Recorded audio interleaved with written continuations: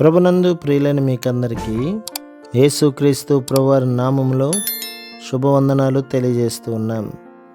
దైవజనుడు బ్రదర్ భక్తి సింగ్ గారి పరిచర్యలో నుండి దైవ మర్మములు.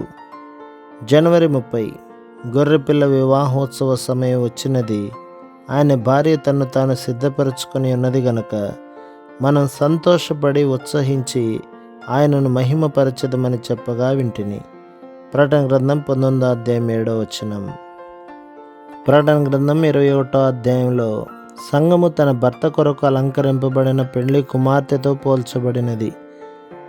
ఆ పెండ్లి కుమార్తె ప్రభు యొక్క ప్రేమను, ఆనందమును, జ్ఞానమును సంపూర్ణంగా అనుభవించుచు ఆయన హృదయ రహస్యములను కూడా ఎరుగునట్లు సిద్ధపరచబడినది.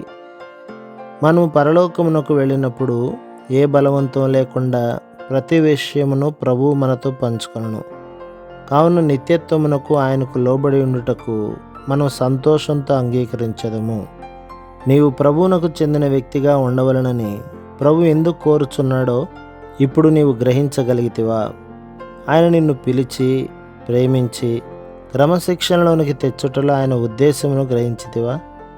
ప్రభువు తానే పరలోకపు సంతోషముతో నీ ఎడల ఆనందించుటను, దేవదూతల సైతం ఎరగని సన్నిహిత సంబంధం తండ్రి అయిన దేవునితోనూ, కుమారునితోనూ, పరిశుద్ధాత్మతోనూ నీవు కలిగి ఉండవలెననున్నదియే ఆ ఉద్దేశం.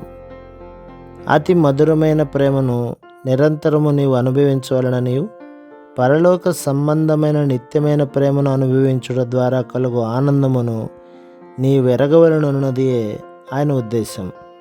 పరలోకపు అధికారములన్నీ దేవుని మహిమ, సౌందర్యము నీలో చూడగోరుచున్నారు. ఆయనకు ఆనందమును, మక్కువను కలిగించు వ్యక్తివిగా నీవు ఉండవలనని ప్రభువు కోరుచున్నాడు.